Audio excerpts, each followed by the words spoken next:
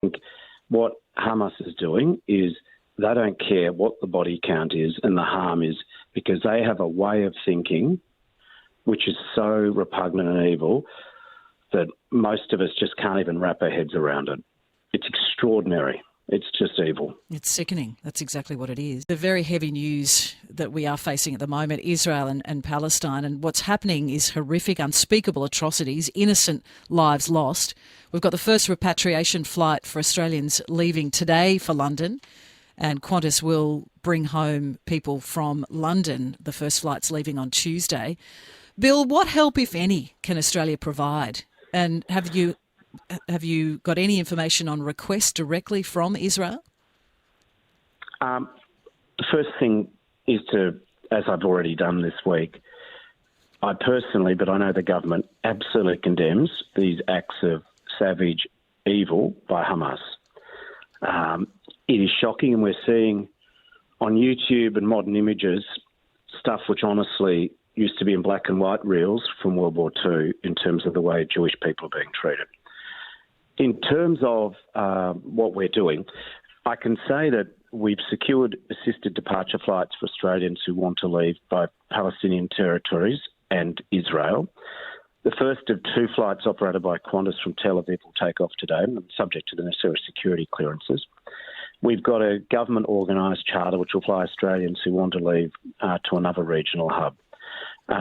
We've got phone numbers that people can ring. My team at Services Australia are helping the back office function of DFAT. We know that we've received hundreds of calls.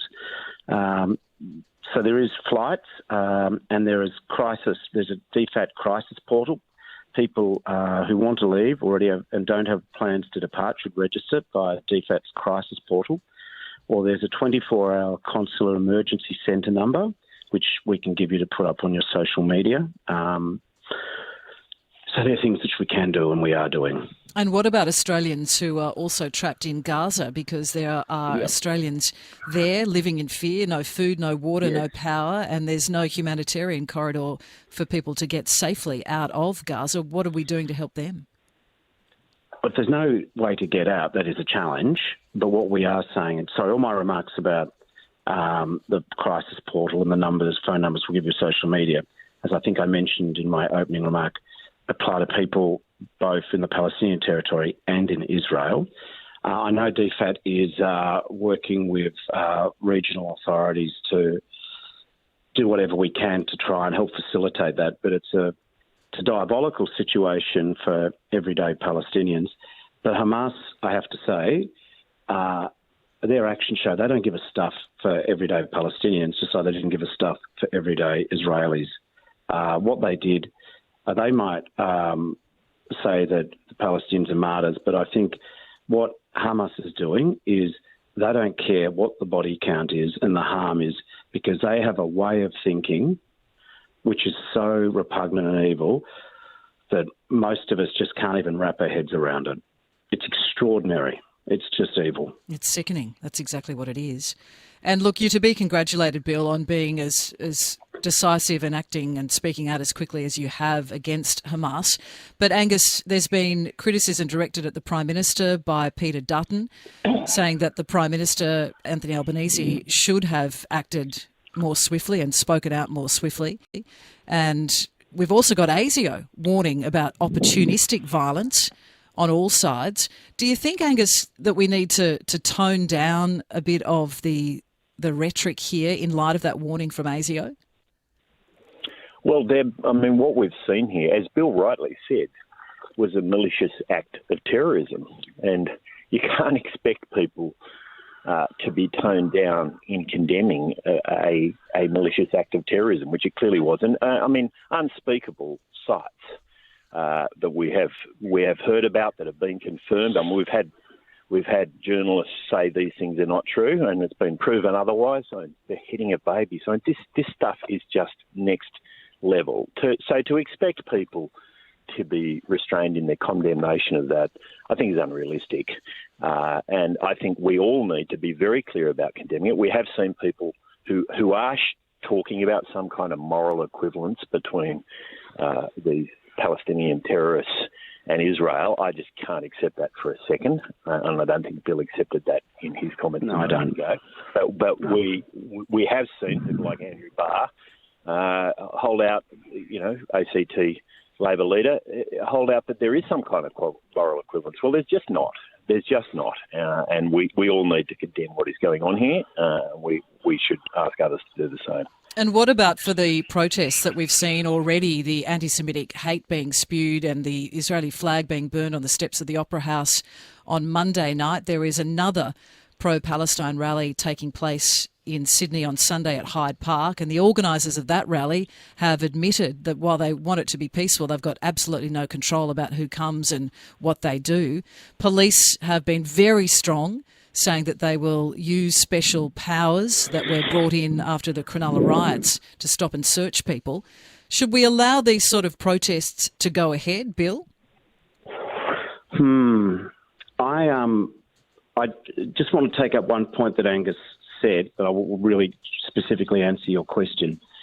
I think Australian political leaders, by all means, let's condemn Hamas, because they deserve that. And I agree that this is not a case that somehow everyone is as bad as each other in the Middle East and somehow Israel's actions somehow justifies the shocking barbarity which should be confined to newsreels of World War II. But I do think we've got to recognise social cohesion. There'll be a lot of people out there suffering, people of Israeli heritage, but also Palestinian heritage. I distinguish Hamas from everyday Palestinians.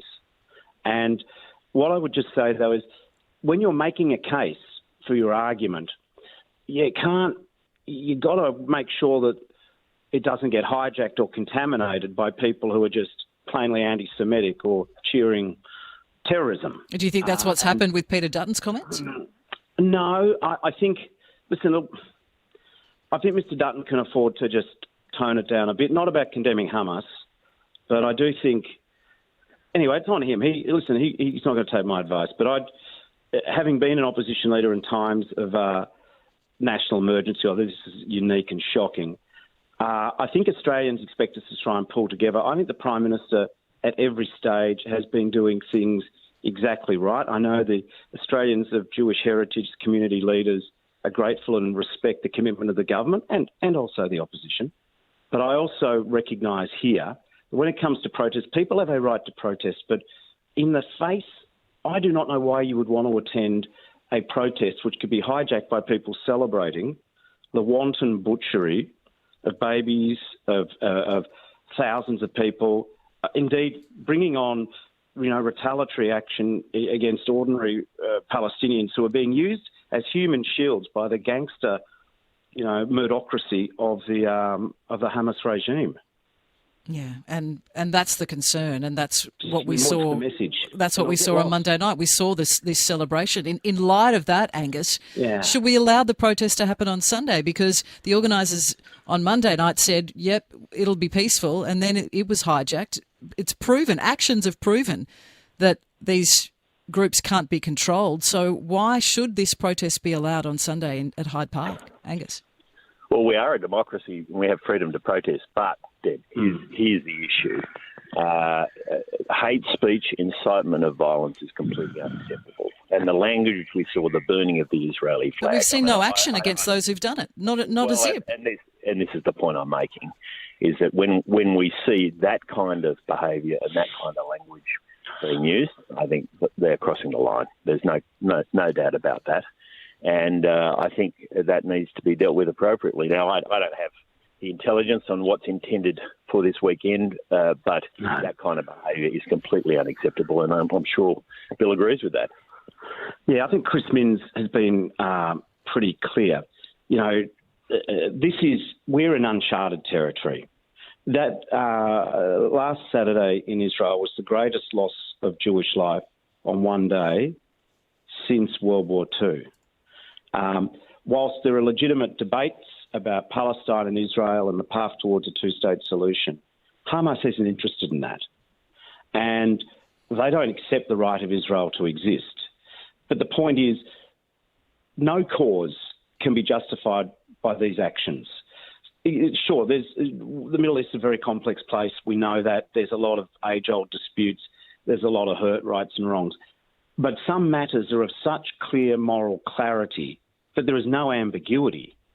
And I do not understand, in the shadow and aftermath of this dreadful violence, why people would want to just assemble to chant ugly slogans and give, in part, succour to let hide in the nest of the rally a strand of 2,000-year-old anti-Semitism, which is in part what drives some of this. Not all of it, but it does drive some of it. And it's evil. Yeah.